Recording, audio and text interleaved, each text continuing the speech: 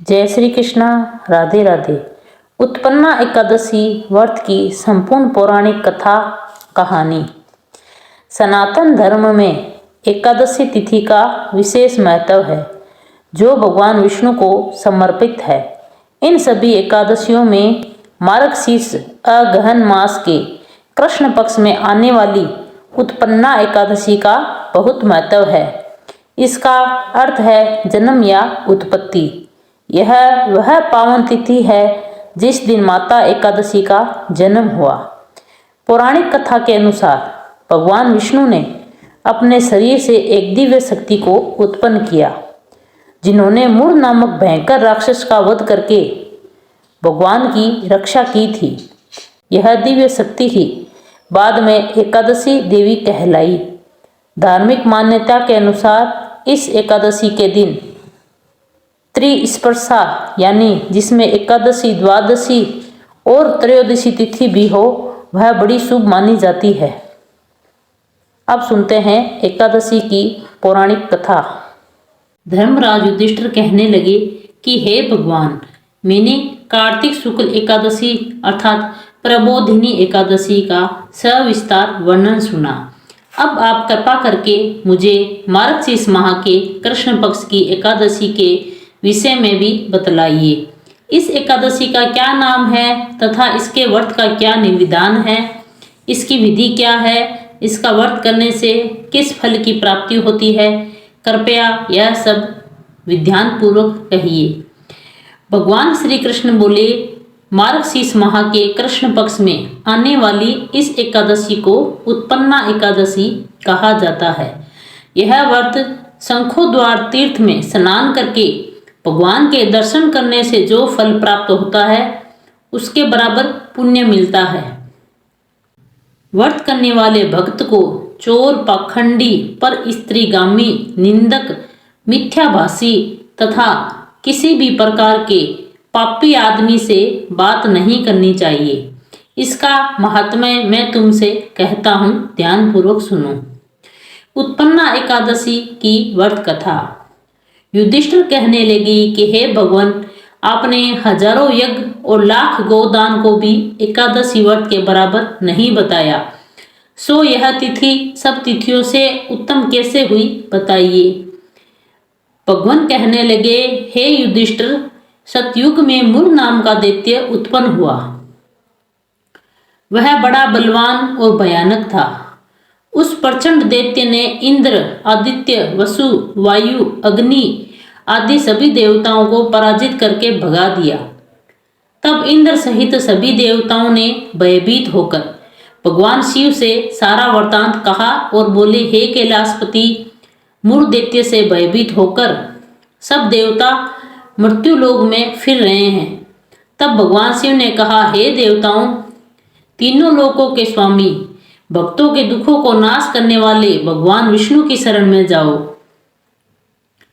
वे ही तुम्हारे दुखों का दूर कर सकते हैं। शिवजी के ऐसे वचन सुनकर सभी देवता क्षीर सागर में पहुंचे। वहां भगवान को शयन करते देख हाथ जोड़कर उनकी स्तुति करने लगे और बोले कि हे प्रभु, आपको बारंबार नमस्कार है। देवताओं की रक्षा करने वाले मधुसूदन, आपको नमस्कार है। आप हमारी रक्षा करें। दैत्यों से भयभीत होकर हम सब आपकी शरण में आए हैं।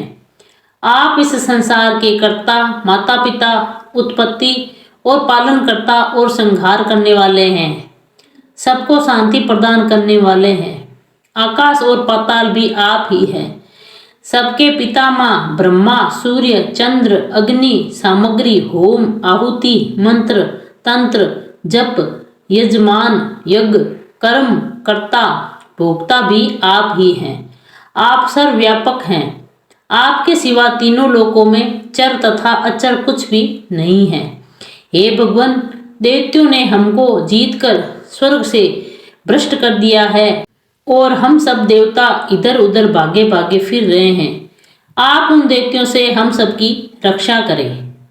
इंद्र के ऐसे वचन सुनकर भगवान विष्णु कहने लगे कि हे इंद्र, ऐसा मायावी दैत्य कौन है जिसने सब देवताओं को जीत लिया है। उसका नाम क्या है, उसमें कितना बल है और किसके आश्रय में है तथा उसका स्थान कहाँ है, यह सब मुझे बताओ। भगवान के ऐसे वचन सुनकर इंद्र बोले, भगवान, प्राचीन समय में एक नाड़ी जंग नामक राक्षस था। उसके महापराक्रमी और लोक विख्यात मूर नाम का एक पुत्र हुआ। उसकी चंद्रावती नाम की नगरी है। उसी ने सब देवताओं को स्वर्ग से निकालकर वहां अपना अधिकार जमा लिया है। उसने इंद्र, अग्नि, वरुण, यम, वायु, ईश, चंद्रमा आदि सबके स्थान पर अधिकार कर लिया है। सूर्य बनकर स्वयं ही प्रकाश करता है, स्वयं ही मेघ बनकर बैठा है और सबसे अजय है। हे असुर निकंदन, उस दुष्ट को मारकर देवताओं को अजय बनाइए। यह वचन सुनकर भगवान ने कहा, हे देवताओं, मैं शीघ्र ही उनका संहार करूंगा। तुम चंद्रावती नगरी में जाओ। इस प्रकार कहकर भगवान सहित सभी देवताओं ने चंद्रावती नगरी की ओर प्रस्थान किया।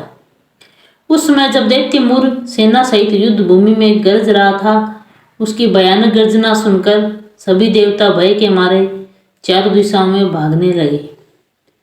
जब स्वयं भगवान रणभूमि में आए तो दैत्य उन पर भी अस्त्र शस्त्र आयुध लेकर दौड़े।